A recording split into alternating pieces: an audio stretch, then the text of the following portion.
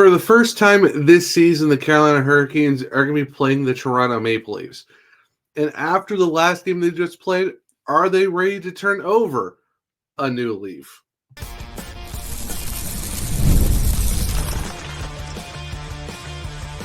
You're Locked On Hurricanes, your daily podcast on the Carolina Hurricanes, part of the Locked On Podcast Network, your team every day. Welcome to a Thursday edition of Locked On Hurricanes, your team every day, part of the Locked On Podcast Network. Thank you to the Everydayer for making this your first listen of the day. 5 days a week, Monday through Friday, talking everything about your Carolina Hurricanes. I'm your host, Zach Martin. I'm the credentialed Carolina Hurricanes beat writer over at the Hawkeyes, also the co-host of the Surgecast, which is a weekly Carolina Hurricanes podcast, along with all my duties here at Locked On Hurricanes. Got a fun show for you guys on a Thursday edition of the podcast, as we are going to preview the Hurricanes against the Maple Leafs for their first of 3 meetings this year. And we're also going to do keys to victory, more of like instead of doing what are the usual 3, we're going to try to mix up a little bit here. And then also we got some injury updates as well from practice on Wednesday regarding Shayne Gostisbehere, William Carrier, and Frederik Andersen. So now going into the game against the Toronto Maple Leafs, this is a 7:30 p.m. start, and it's going to be on ESPN Plus and Hulu, so make sure to go to those if you do have them. It's one of those national-ish type of games, so make sure to go check those out. The Maple Leafs are 27-13-2. The Carolina Hurricanes are 24-15-2. This is the first, like I said, first of 3 meetings. So the first one's going to be in Carolina. Then the Hurricanes go to Toronto for February 22nd. And then Toronto comes back to Carolina once again for April 13th towards the end of the season. Now, in the last 5 games, in terms of your points, goals, and assist leaders, Mitch Marner does lead the way for the Maple Leafs with 8 points, 7 of those being assists, while Matthew Knies has 5 goals. And then for the Hurricanes, Sebastian Aho with 5 points, of course, 4 of those being assists, and then Seth Jarvis with 2 goals. Now, of course, going through the tail of the tape per usual, kind of seeing where these 2 teams stack up. Now, the Hurricanes have fallen out of the top 10 in terms of power play. They are at 23.4, which is 12th. And, of course, that's after now going 0 for their last 11 chances. But the penalty kill is still number 1 in the league at 84.9. Now, for the Maple Leafs, it is 20.7, which is 18th in the league, and their penalty kill is 7th at 83.2. Face-offs, pretty much almost dead even. Toronto's 4th, Carolina's 5th at 52.7 for the Leafs, 52.4 for the Hurricanes. Now, goals for per game, Carolina is 7th at 3.34 for goals for, and then goals against, they are now 11th at 2.8. While on the flip side, the Maple Leafs are 12th at 3.14, and for goals against, 2.74, which is 9th in the league. Now, this is going to get very interesting in terms of looking at the last 10 games for both sides. The Hurricanes are now 4-5-1 in their last 10, of course, coming off that heartbreaking loss to the Tampa Bay Lightning on Tuesday. Of course, win, loss over the last few games. Of course, had the back-to-back losses against Nashville and New Jersey kind of towards the end of 2024. So right now it's win 1, lose 1 in terms of this type of situation for the Hurricanes. For the Maple Leafs, they are a red-hot team coming in. They are 7-3-0 in their last 10, and they are riding a 5-game winning streak. That's back-to-back wins over the Islanders, beat Boston, and then back-to-back wins over Philadelphia with an overtime win and a normal win. Of course, they would have had almost a 7-game winning streak if they didn't lose to Washington, but they did beat Detroit. But yeah, as of right now, the Maple Leafs are a unit. They're pretty much humming along right now in terms of, a team that's very hot coming into this game. So for the Hurricanes, if they want to get back in the win column, they're going to have to go up against a very, very strong Maple Leaf side right now that is first in the Atlantic Division. Now, usually we say this for the second segment, but we're going to kind of split this up a little bit just for a different sake of the show.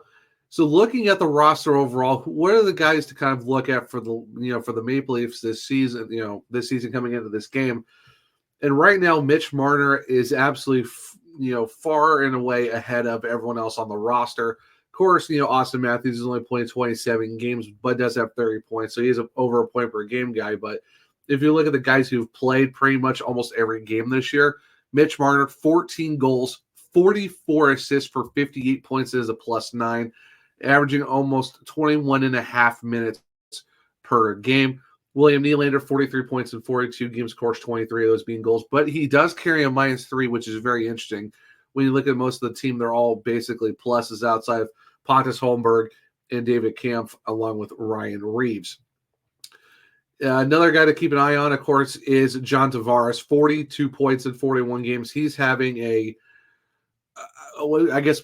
monster season, a bounce back, just a otherworldly John Tavares type season with 20 goals. So definitely another guy to watch out for as well. And of course, Austin Matthews did recently come back into the roster. So that's another guy to always keep an eye on, because the fact that it's, Austin Matthews, even missing so many games, he's still within the top 5 in terms of shots with 110 behind Tavares is 118, Nylander's 138, and of course, Mitch Marner's 102. Of course, you got a couple familiar faces possibly coming back to play the Hurricanes. Max Domi, who's played 34 games this year. Max Pacioretty's played 29. And then Stevie Lawrence, who's played 42, who does have 8 points. So definitely have some familiar names coming back to play the Hurricanes. Now, looking at the defense, a different tale of looking at in terms of points and guys who are doing pretty well. You got Morgan Riley, does have 20 points, is a -10 though. And he's the only minus defenseman outside of Yanni Yakinpa, who's only played 2 games for the Leafs this year. Pretty much everyone else in terms of the defense are all pluses. Connor Timmins +4, Ben Wass +5, Jake McCabe +10, Chris Tanev +16, and of course Stanley Cup champion Oliver Ekman-Larsson is a +9 and does have 15 points. Him, along with Riley, are both averaging over 21 minutes for the Leafs on the defense.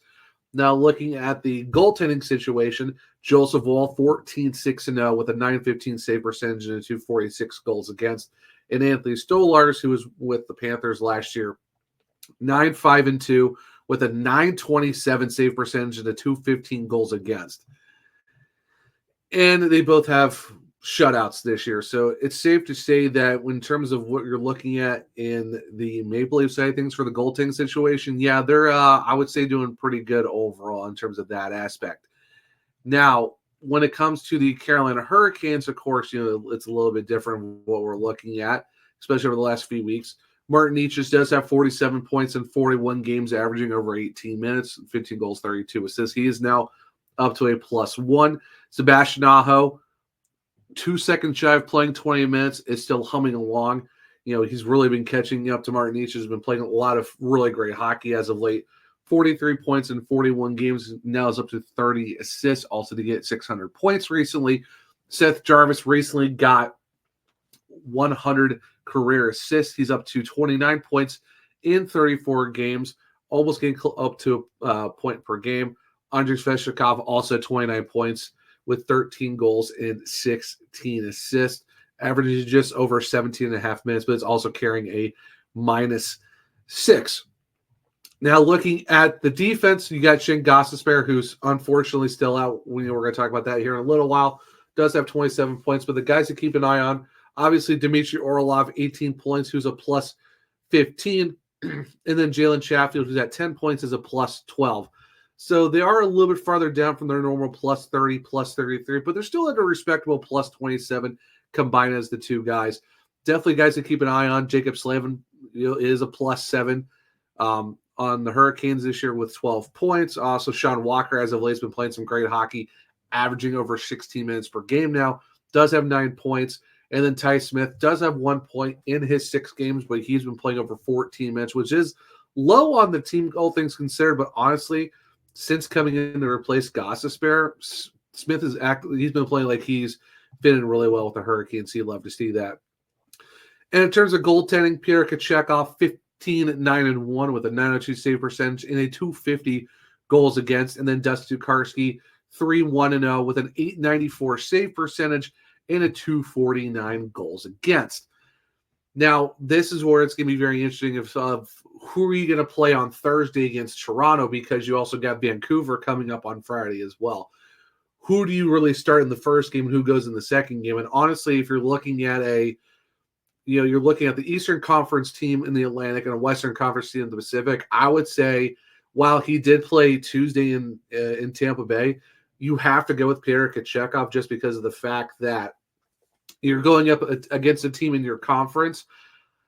While all games matter, I think this one it just matters a little bit more because you have conference points on the line. I mean, now it's not the same division, but I still think if you're looking at the tiered of importance of where you want to get your points, obviously division, then it's conference, and then it's the what other conference you're playing. So I would definitely say this is kind of like that second tier of you're not division points on the line, but it's you got conference points that you can go grab, and it's also a measuring stick because you're talking about a Toronto Maple Leafs team who, like I said, who's first in the Atlantic with a really great record, and they are on a 5-game winning streak, winning 6 of their last 7, and obviously winning 7 of their last 10. So this is definitely one of those games where you want to throw Pyotr Kochetkov in. So that's going to be my bet.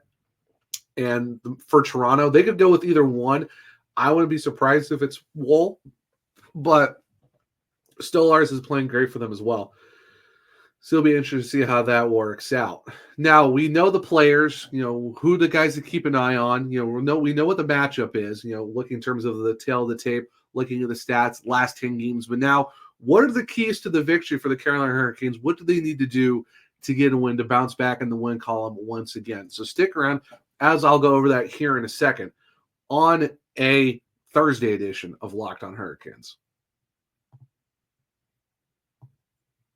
I love going to live events, whether it's sports, music, theater, or comedy. One of my favorite memories was attending a concert last year.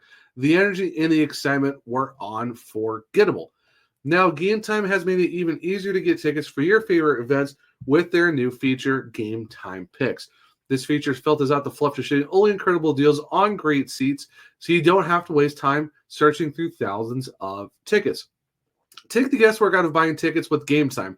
Download the Gametime app, create an account, and use code LOCKEDONNHL for $20 after your first purchase. Terms apply.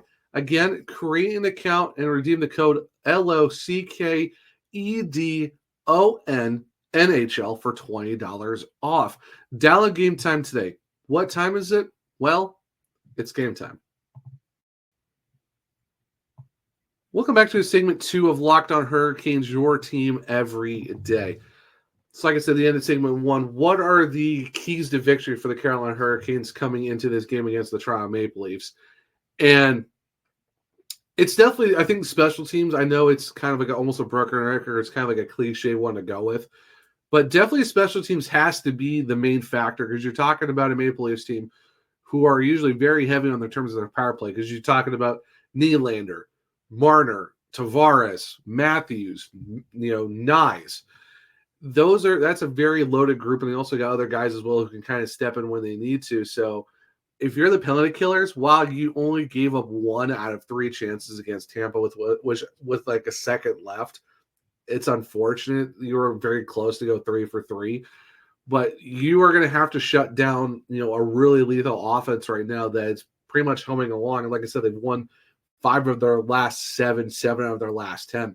So that their power play is going, which, going back to the tail of the table, what we're looking at, the Maple Leafs do currently have, it is the 18th power play in the NHL, and you are first on the penalty kill. That's really neat getting to step up because special teams is going to be the big factor in this game. Because if you look at the Hurricanes, they're 0 for their last 11 chances. Now they've gone out of the top 10. Now they're 12th. And they're going against the 7th penalty kill in the league, which is the Maple Leafs. So while their power play probably isn't the greatest right now, it is still, almost close to top half in the league. Their penalty kill is plus 10. So you're looking at 2 teams who are really good on the penalty kill. So if you're the Hurricanes, you have to take advantage of your power plays because you can't go and have 1 or 2 shots, or in some cases we've seen recently, 0. Like, you got to take your chances, especially against a team like the Maple Leafs. You really don't want to take chances on if you get the opportunity, don't cash in on it. Then it just adds into them having more chances to put the puck on your net a lot more and scoring goals. And this game could get away early. So if you're the Hurricanes, obviously, penalty kill, you really got to be on it. Power play, if they're going to give you chances on the man advantage, you have to go and get those goals. Like you have to, you have to go like 2 for 3 or 3 for 5, but at least just get one. If you get one, then it gets you off the schneid of going 0 for the last 11. It kind of gets you back into momentum with the power play that's been kind of stagnant as of late. And it really goes to show how much you miss Shayne Gostisbehere, because without him, that power play has been kind of, it's been okay, not the greatest. So it's definitely one of those things where, you kind of need the big guys to cash in.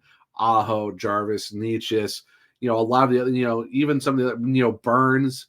Like, you really got to get guys who are kind of clicking right now, making it work, because right now with the power play being kind of stagnant, almost to where I've seen people call it put it on a milk carton type deal. Yeah, if you're going to get the chances to get against the Maple Leafs, take advantage of them, because you're really going to need it. That's for sure.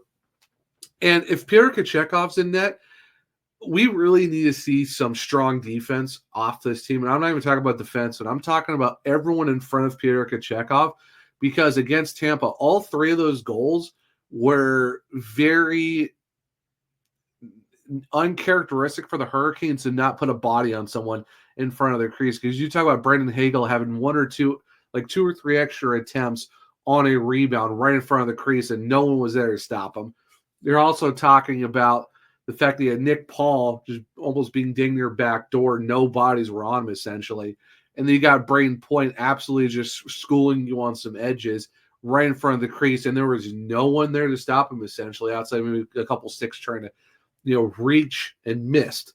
Because, as they say, you reach, I teach, and Braden Point definitely taught the Hurricanes a little lesson on that one, unfortunately, and that's how they won that game with 51 seconds left. So if you're the Hurricanes and Pyotr Kochekov's in there, because we've seen a lot of wasted opportunities as of late,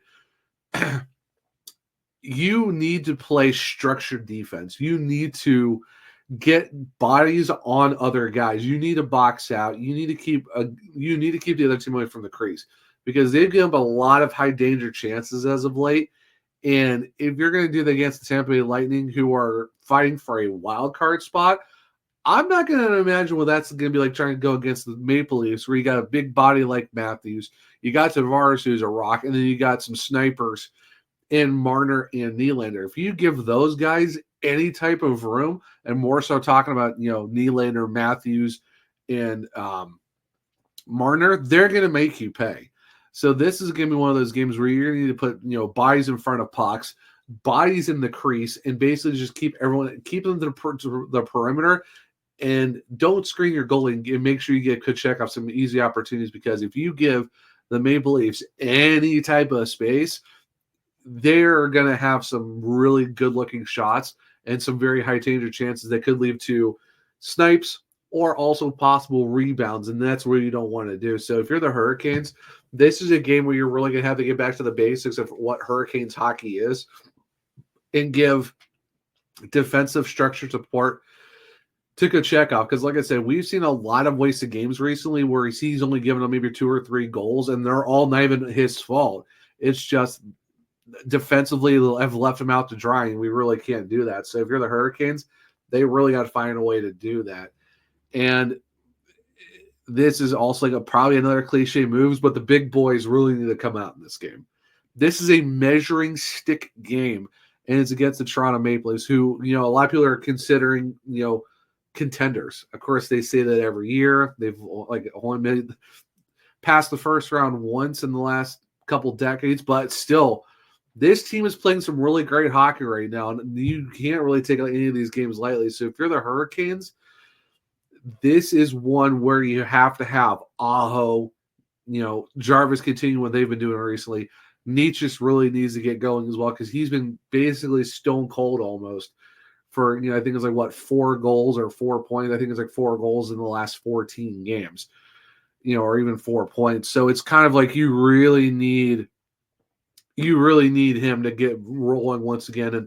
and you've heard it from Rod Brennamore a lot recently, they're trying to kickstart Andrei Svechnikov because do you know there's another gear, but for whatever reason, he's not really hit that yet. I still think it's him being hesitant with his, his past ACL. He just hasn't been the same since his injury. So honestly, like you're still waiting for another kick in the gear from Andrei Svechnikov. So he's going to be another guy that they're going to need to look at and be like, hey, we really need you to be a power forward, use your body, get to the net and, lay some hits, do what you need to do because, right now this is where you are 4-5-1 in your last 10. You really need to get going because now you're 24-15-2. After starting 14-4, you've now gone 10-11-2. Yeah, you still have secured spot for third in the playoffs, but you really need to get going right now. And that's why I think if you're talking about turning over a new leaf, no pun intended, this is the type of game where you really need to kickstart that because it's a measuring stick game against a team in your conference who is right now looked at as a contender, and you really need to show out in this game, and you really need to do it in front of Lenovo Center, and you need help up here at Kochetkov. So definitely is going to be a lot of interesting things, that's for sure. Now, all that being said, we do have some updates in terms of the roster. No guys are officially back yet, but we are seeing some signs of guys getting back on the ice, getting closer back to game action. So stick around as I'll go over that here in a second on a Thursday edition of Locked On Hurricanes. From big upsets to game-winning drives, the NFL playoffs are better with FanDuel because right now, new customers can bet $5 and get $200 in bonus bets guaranteed. That's $200 in bonus bets, win or lose. The FanDuel app gives you everything you need for live bets, same-game parlays, and so much more. Just visit FanDuel.com to join today and get started with $200 in bonus bets. That's FanDuel.com. Make this playoff season unforgettable with FanDuel, an official sportsbook partner of the NFL. Welcome back to segment 3 of Locked On Hurricanes, your team every day. So like I said at the end of segment 2, the Hurricanes did have practice on Wednesday, and we have a little bit of updates in terms of possible injuries and guys coming back. So the first one is from Walt Ruff saying that Rod Brennamore says he's still unsure how long Willem Carey will be out because he got a lower body injury, has missed over the last couple of games. And Rod Brennamore said, we're still waiting to see the options on everything. So we're not really quite sure if this is going to be day-to-day, week-to-week. Hopefully it's not long-term. But, man, the injury bug has really gotten the Hurricanes as of late because Frederik Andersen's been out since I think it was like November. Shayne Gostisbehere has been out for a little while now. Jack Drury missed a ton of games because of his broken hand, and even Seth Jarvis is out for his shoulder. So right now, injuries have really plagued the Hurricanes so far this season. So hopefully, wishing a safe, recovery. And hope everything goes well with Willem Carey. Hopefully, it's not too long. Now, it was also see some great familiar faces back on the ice for the Hurricanes as well.